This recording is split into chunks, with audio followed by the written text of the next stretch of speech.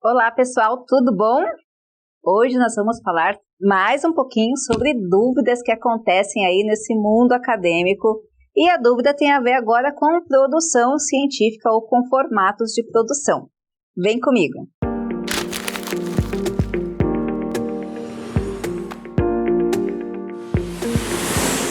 Bom, a dúvida de hoje é do Rafael Fernandes.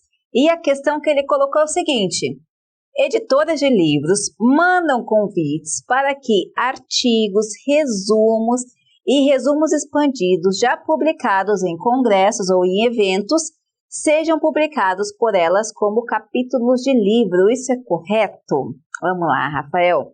É uma pergunta bem interessante.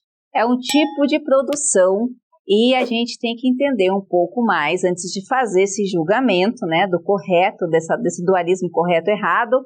Vamos falar um pouco sobre as editoras.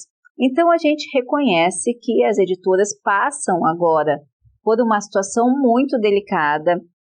Os livros cada vez mais estão sendo editados online, não tem mais aquela procura por editoras, muitas editoras faliram.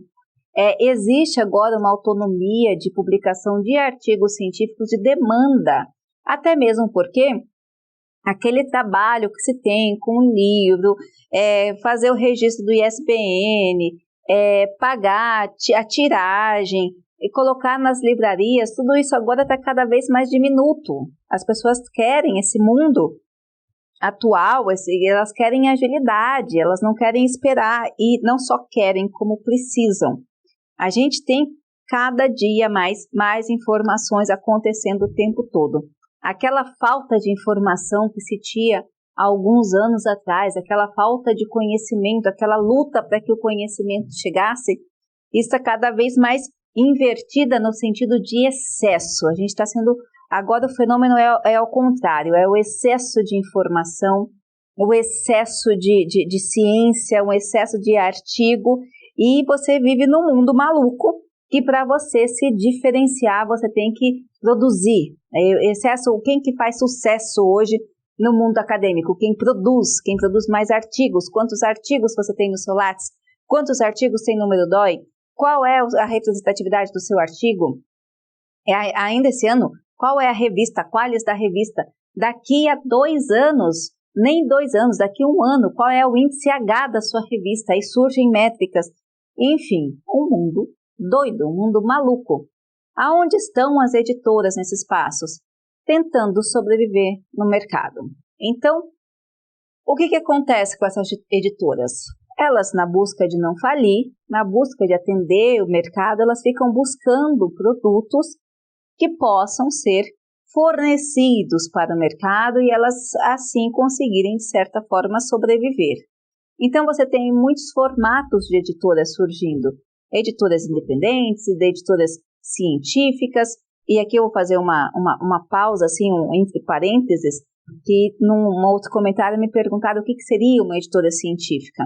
Uma editora científica é uma editora que existe um comitê de avaliação dos conteúdos técnicos. Por exemplo, eu vou publicar um livro de educação, então eu tenho pelo menos 3 mestres e doutores em educação para avaliar o conteúdo daquele livro. Então, isso faz esse corpo editorial técnico, ele possibilita o reconhecimento da editora como sendo uma editora científica.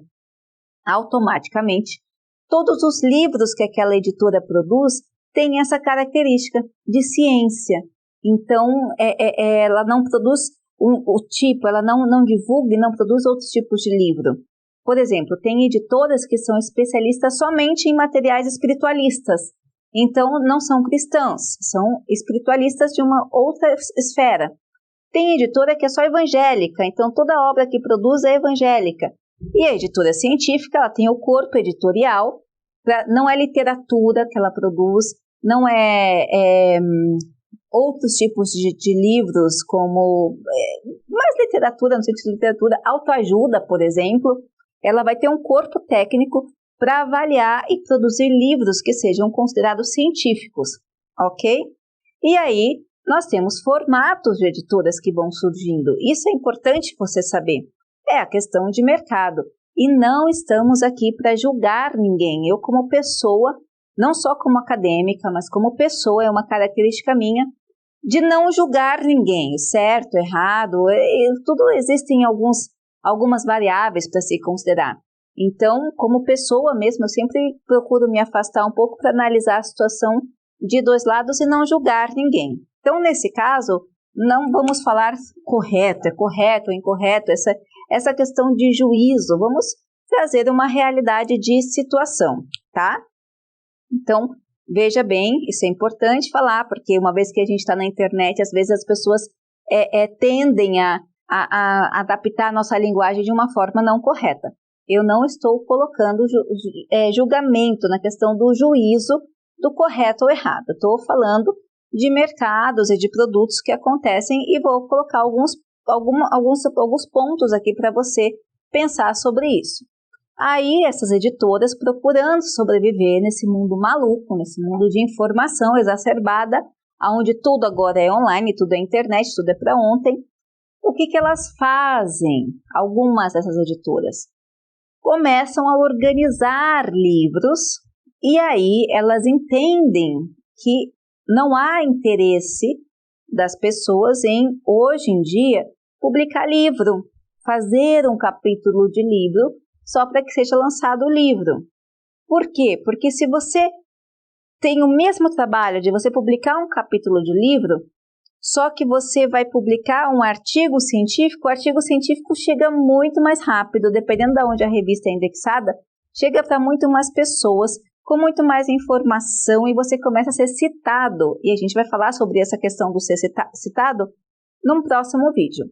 Mas aí você tem mais visibilidade. Então, claro que hoje, entre você, como acadêmico, produzir um artigo científico curto, que as pessoas vão ler, vão te citar, que vai subir o seu índice H como pesquisador, que você vai ser recomendado, e aí vai ter um monte de questões envolvendo isso, dessas métricas de visibilidade, você não vai querer publicar um artigo, um capítulo de livro que tem algumas variáveis desfavoráveis, como, por exemplo, não tem métrica de citação, não tem tanta visibilidade, porque existe uma questão de tiragem, a questão de comprar, de você ser um livro, mas é um livro que vai no e-book.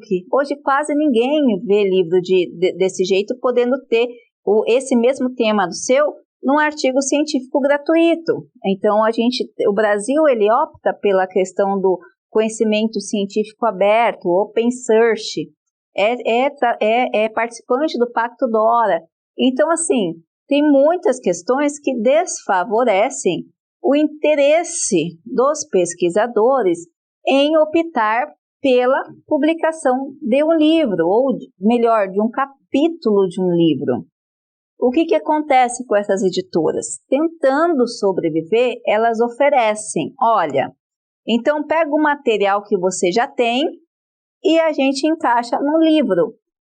Eu acredito que essa proposta seja especialmente para livros impressos. Por quê? Porque se essa editora oferece um material que já está online para ser online, na verdade ele vai ser acusado como plágio e a própria editora vai ser penalizada. Se esse material estiver no site, vai ser penalizado. Se ela tentar vender em algumas plataformas, eles já fazem essa busca e vão ver que esse material está publicado gratuitamente. E aí tem a questão do plágio pela inteligência artificial. Aí é uma questão de programação, é uma outra questão. Então, o que algumas editoras fazem? Organizam esses livros para serem publicados em poucas tiragens, como 1.000 cópias, 2.000 cópias, às vezes 500 cópias, uma tiragem muito específica, e aí oferecem, olha, ao invés de você fazer um artigo, um capítulo ou um resumo para mim, já publica alguma coisa que você tem em troca de um valor. Então, essas editoras estão arrumando formas de sobrevivência. Você tem vantagem porque você publicou esse capítulo do livro, se ele não estiver online, você pode colocar no seu... Não é que se ele não estiver online, se ele estiver online também você pode colocar, mas talvez não seja tão interessante. Mas ele estando offline, você pode colocar no seu Lattes, dependendo da editora, pode até pontuar. Dependendo da proposta, não pontua. Então é uma questão muito de você decidir se o que você fazer com o seu material e aonde você quer divulgar. Às vezes pode acontecer de uma editora dessa conseguir alcançar um público, de repente, que está online, talvez ela é uma editora que faz essas cópias, poucas cópias para umas pessoas específicas. Às vezes você quer dar para um parente, né? Às vezes pode acontecer de você quer dar pessoas do seu círculo social que não ficam pesquisando na internet, mas que seria interessante ver que seu nome está num livro, por exemplo. Se você é um profissional de mercado, pode ser uma boa para você. Academicamente não é muito legal, mas se você é um profissional de mercado, um consultor, um advogado, ou um profissional que está trabalhando com a sua imagem, distribuir esse livro que tem um capítulo do seu nome pode ser interessante. Academicamente falando, pode não ser interessante. Estrategicamente falando, pode ser interessante. Então, é uma questão de você decidir o que serve para você, tá ok? Pessoal, eu espero ter ajudado vocês. Rafael, muito boa pergunta. Continue participando com a gente aqui e não se esqueça, deixe seus comentários, seu like aqui para o vídeo e se inscreva no nosso canal. Um abraço e até a próxima!